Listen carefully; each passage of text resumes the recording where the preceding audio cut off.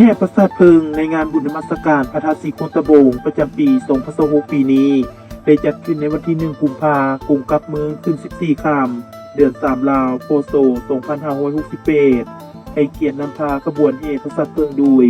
ท่านวัดไซพงษ์สวรรค์กรรมการกลุ่มการเมืองศูนย์กลางภาคประธานคณะกรรมการศูนย์กลางภาค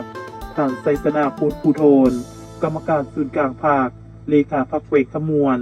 มีการนำคันศูนย์กลางการนำเขวงสวรรณเขตบรรดาท่านในกรรมการปกครองเขวงองค์การจัดตั้งเกี่ยวข้องการนำคันเขวงเมืองตลอดมวลชนเข้าร่วมอย่างเป็นขบวนคึกคืนพิธีแห่ประสาทเพิงเป็นพิธีกรรมอันสำคัญทางด้านพุทธศาสนาและเป็นหนึ่งในกิจกรรมในงานบุญนมัสการพระธาตุศรีโคตะโบง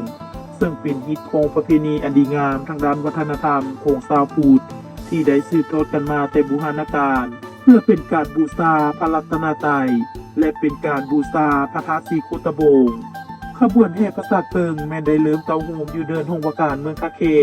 แล้วเคลื่อนขบวนเข้าสู่พระธาตุศรีโคตะโบงเพื่อทำพิธีแห่โอมโหพระธาตุซึ่งนำหน้าขบวนประกอบด้วยคณะสงฆ์บรรดาการนำประสาทเพิงขบวนเครื่องดนตรีขบวนโฟนและตามด้วยมวลชนจำนวน3โฮมจากนั้นก็นำเอาประสาทเพิงพร้อมทั้งต้นกะละพึกและวัตถุทานอื่นๆตามศรัทธาของผู้เข้าร่วมถวายแด่พระสงฆ์ตามพิธีกรรมทางศาสนาทั้งนี้ก็เพื่อเป็นการอนุรักษ์รักษาทางด้านฮิตโครงประเพณีและวัฒนธรรมอันดีงามของชาวลาวเฮาก็คือประชาชนชาวเขวงขมวนไว้คงอยู่ตลอดไป